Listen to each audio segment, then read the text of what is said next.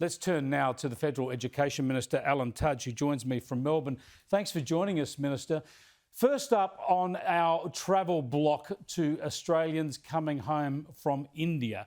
Why have we imposed this block on people in India when we never did the same to people coming back from the United States, Europe or the UK when they had higher infection rates? Chris, obviously this decision has been made just yesterday and it's a temporary measure just for a few weeks.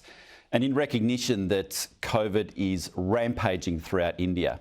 I mean, the daily infection rate at the moment, as you may know, is 350,000 new infections every single day.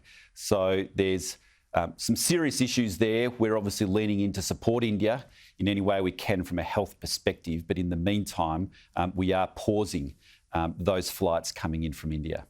But last year, in percentage terms, the infection rates in the UK and Europe and the US were higher than that. And we brought in tens of thousands of Australians back from those countries.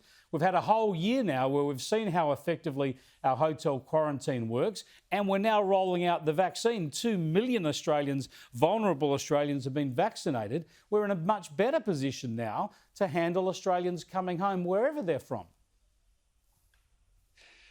We're in a better position in terms of the vaccines being rolled out, but as you say, 2 million have been vaccinated. There's still many more that we'd like to see vaccinated, and we've learned a fair bit about hotel quarantine over the past 12 months as well, particularly here from my home state of Victoria.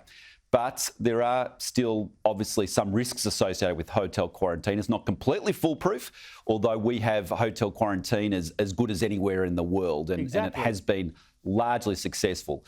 But as you know, if we take in too many people and very high risk individuals, then it does just increase the risk overall of that infection breaking out again into our community, then that having a very big impact on the economy and on people's health here in Australia. So it's a precautionary measure, Chris. It's a temporary measure, and we hope obviously we'll be able to resume those flights at some stage in the near future. It just seems that when we had very high infection rates, higher than India has at the moment in the US and the UK and the like, because they're first world countries and things looked a lot more orderly there, we were happy to take Australians coming home. But Australians coming back from a developing country, where of course it looks more shambolic, where we know it'll get worse, we're not prepared to look after those Australians in the same way. I'll just say it's a precautionary measure, obviously taken now, taking into account the health advice, and we've always acted, Chris, on the basis of the medical advice, and that's been the case in this instance, and I think it is a sensible temporary measure while India is going through a very, very difficult time with such a high proportion of people now, or such a high number of people now becoming infected each and every single day. And that's of the ones that we do know are being infected, 350,000 each day, as I said. So it's cautious, it's temporary, and we hope that India can get back on its feet at some stage in the near future. Well, in your portfolio as Education Minister, this couldn't have come at a worse time, because you've been looking at trying to find ways to open up our international borders to overseas students again. Has that all been put back on the back burner now, or are we still looking at ways we can get overseas students through quarantine, perhaps vaccinated as a requirement, and back into our universities? Listen, we want to get international students back into Australia at some stage. They have been a very important export market for Australia, and they've also provided a great pipeline of people who have subsequently become Australian citizens.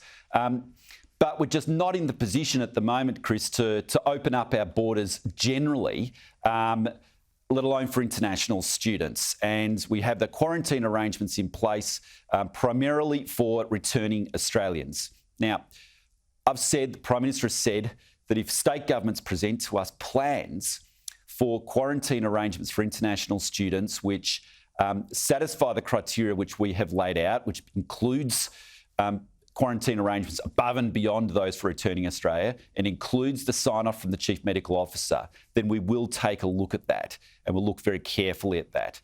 I've just received a proposal from James Merlino, the Acting Premier here in Victoria, just 24 hours ago, and we'll take a look at that. But we are just being very cautious. And I think Australians would understand why we're being cautious, because obviously our priority, Chris, is the health and the economic security of Australian citizens, and we don't want to put them at risk. So we're just taking it carefully. Can I just get a brief answer from you on the next election? Will security be the buzzword? Economic security, border security, COVID security, strategic security?